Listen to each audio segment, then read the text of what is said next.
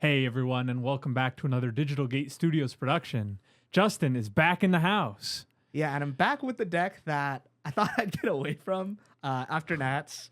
It's Anubismon, but it's the good one. It's the good one. I looked at this list. I think some people in Japan were trying to make it work, and I was like, "There's just no way it works. There's no way this is any good."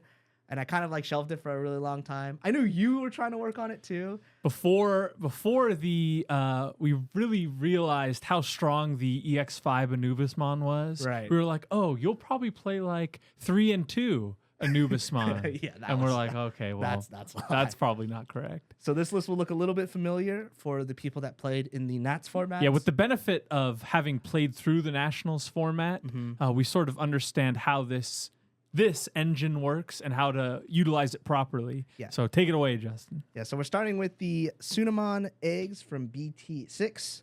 When you discard a card, draw a card. I mean, any deck that uses a discard engine or any card that discards frequently is quite good. It fills your hand. It's probably one of the best eggs. I don't think you can really go wrong with this egg. Other than that, I don't really see another egg replacing it. Well, the reason we're not playing either of the Demi-Meras is we do not want the stack that we build to die. Yeah, So, you kind of need it to live until the turn that you go off. Similarly, we're running the Goblimon. It's one of the best rookies they've ever printed for discard. It's inherited, says when you discard a card, gain a memory. When you trash a card, gain a memory.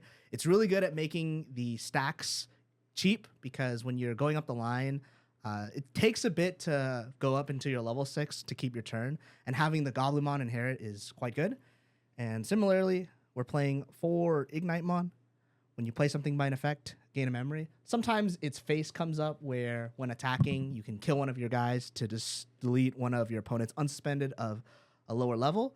But the inherited of gaining a memory when you play something by an effect makes the line cheaper once again, because by the time we get to our level 6, we're playing something by an effect. Yeah. And a small caveat, it's all turns. So if somehow you were to play something on your opponent's turn by an effect, you'll gain 1 memory, and that can interrupt and disrupt your opponent's turn, especially with some of the coming cards that you'll see in a bit. This is not it for the level 3s, but we're going to kind of skip on some of them for now. Moving on to level 4s. We have 4 Ogremons. So much memory gain. Yeah. It's sort of like, okay, I've put them to 1 and they have a level 4 in the raising. No way can they get into a level 6 this turn. Yeah, Just kidding. Well, yeah. So the important part about Ogremon is it's like Goblimon, where it's inherited is if you trash a card, gain a memory. But its face also has the same effect. And then you can do some really cool lines where you are keeping it as level 4, playing something that draws 1 and trashes 1 to gain the memory from the Ogremon, and then you'll gain another memory from the Goblimon. And then you can evolve over it to then use the inherited part to gain more parts of the memory. And it makes some of the lines really memory efficient. And, you know, it's it's just really good at evolving into your level 5s and level 6s. Going into our other level 4, we have 3 of the Doberman X Antibody. This card says that it's inherited skill, when you play something by an effect, you'll gain a memory. Same as the Ignite. Yeah, similar to Ignite, but it is your turn only. However, its face says when digivolving, you can draw 1 card and trash a card. And if you have X Antibody in its traits, you gain something gains retaliation. This isn't super relevant anymore, or at least that part isn't. Because you're not playing Doberman. You're not playing Doberman, and you're very rarely on playing it and giving something retaliation. The old Anubis definitely could abuse this card with the Maramon, but in this build, it's more so for its engine capabilities and drawing cards. And then because you put it on top of the Goblimon, it's effectively a 1 memory Evo. Yeah, it's effectively a 1 memory Evo. It draws you a card and then draws you a card off the Sunamon. So if you ever need to unbreak your hand, it's a great option.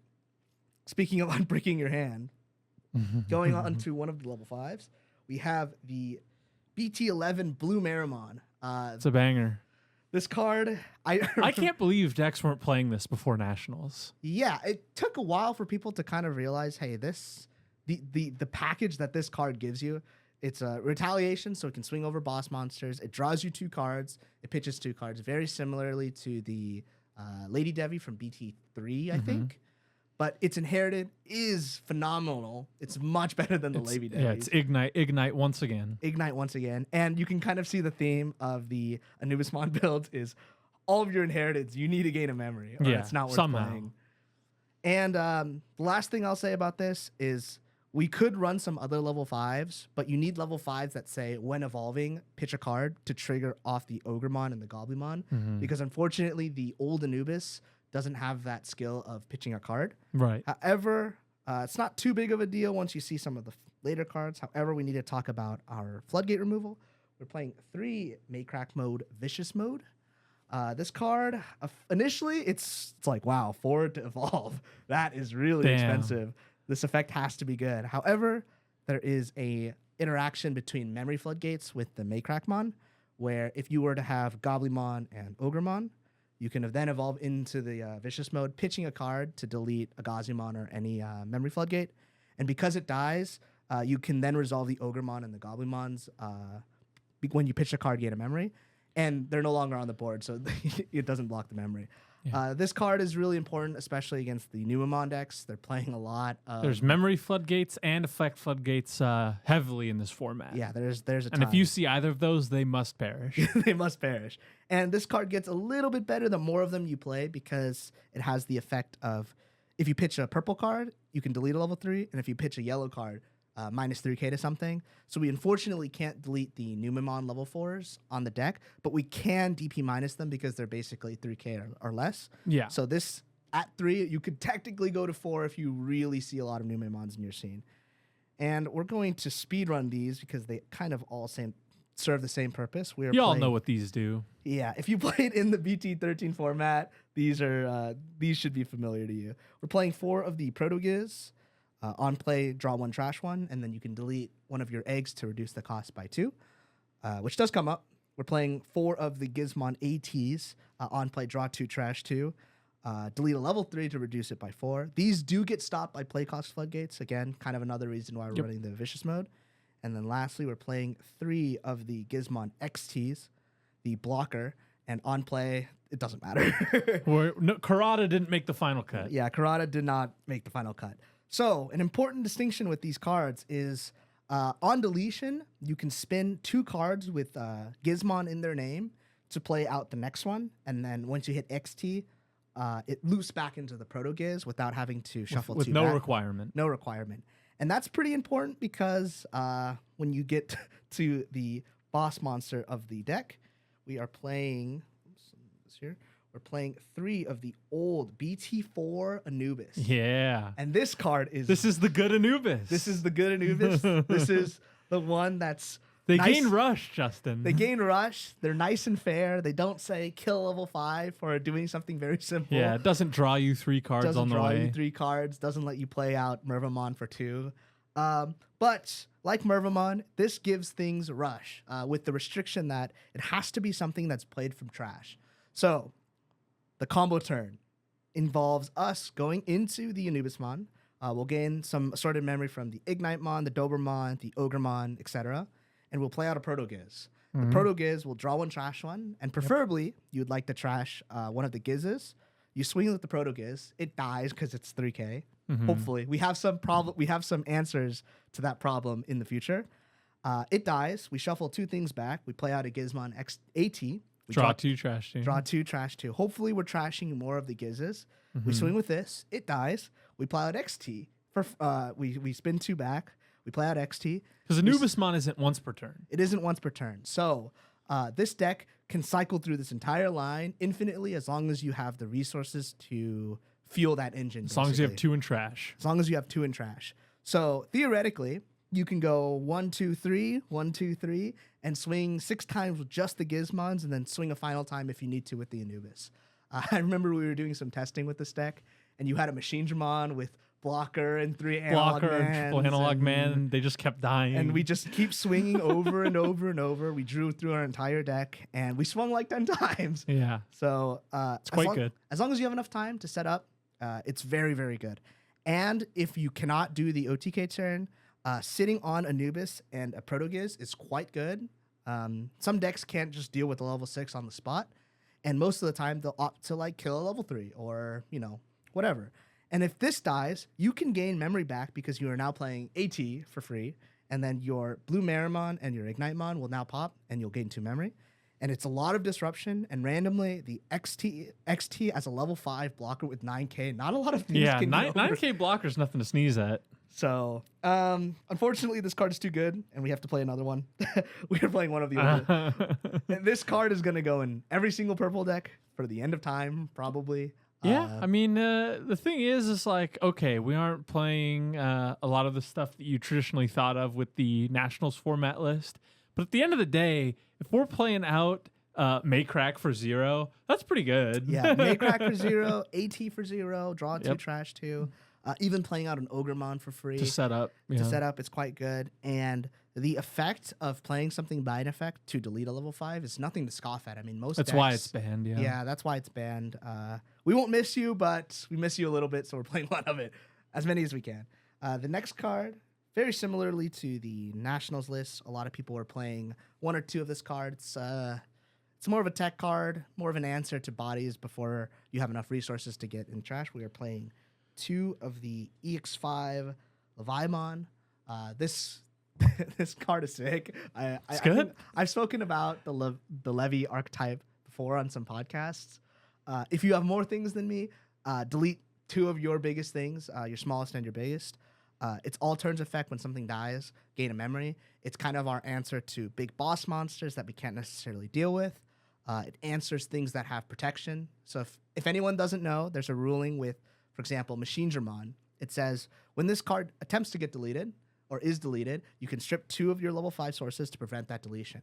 However, if Machinedramon is the only Digimon on the board, Levimon will attempt to delete it once because it's the lowest level, and then it won't die, and then it attempts to delete it again, and it can't use its protection. You can't use your protection 2 times on the same instance of deletion. That's a solving for the BT11 Sukamon infinite loop. Yeah, and that's a little bit of trivia for you guys. Take that to your locals and you know impress some people. Maybe make a Wargrave player. Cry. And another card. It's a purple deck. You guys probably saw it coming.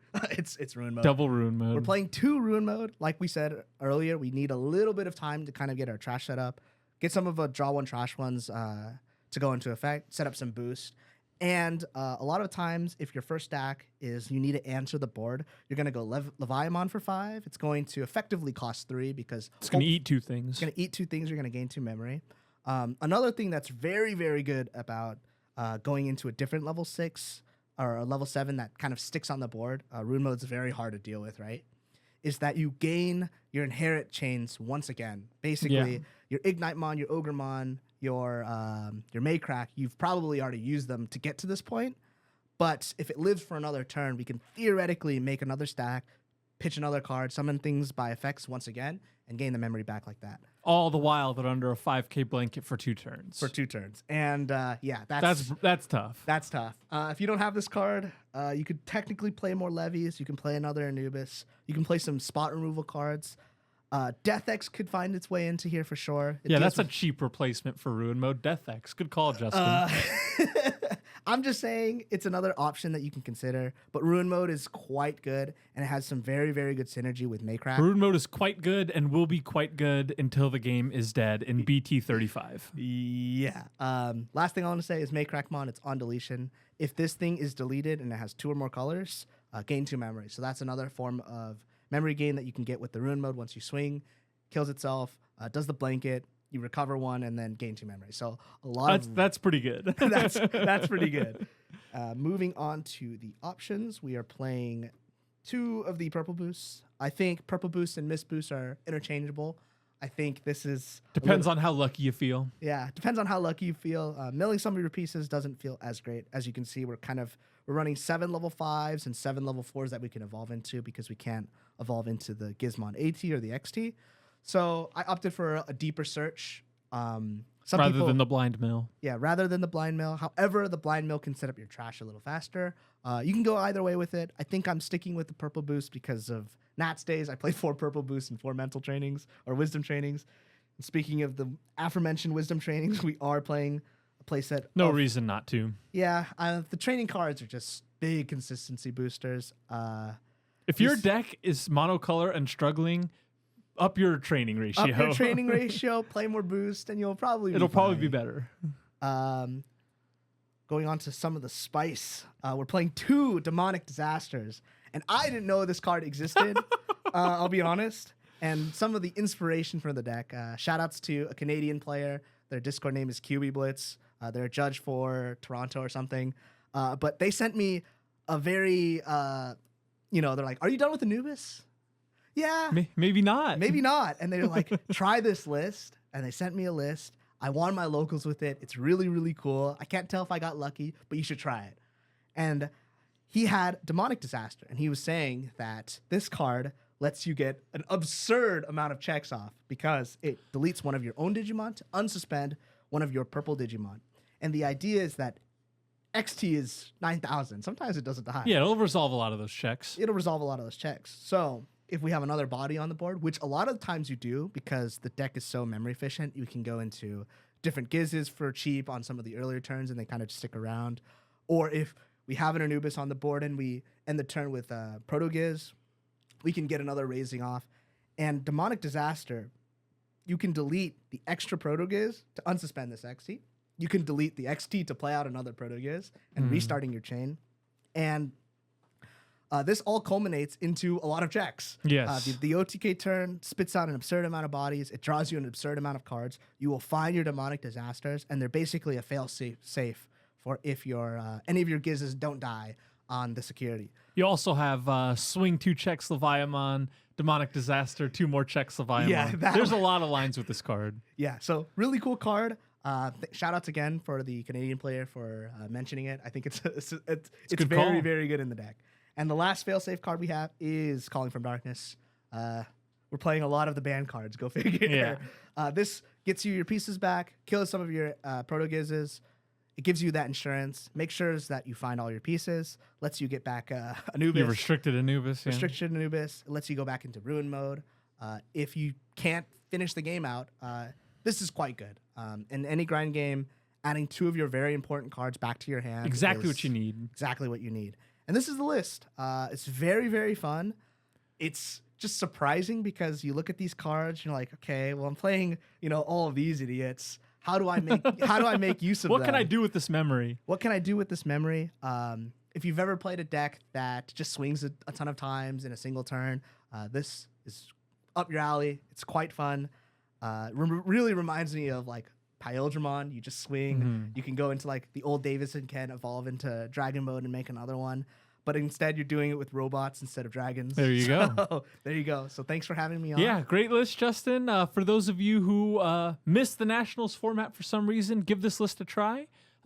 We've got a ton more BT15 decks, so stick around, and we'll catch you in the next one.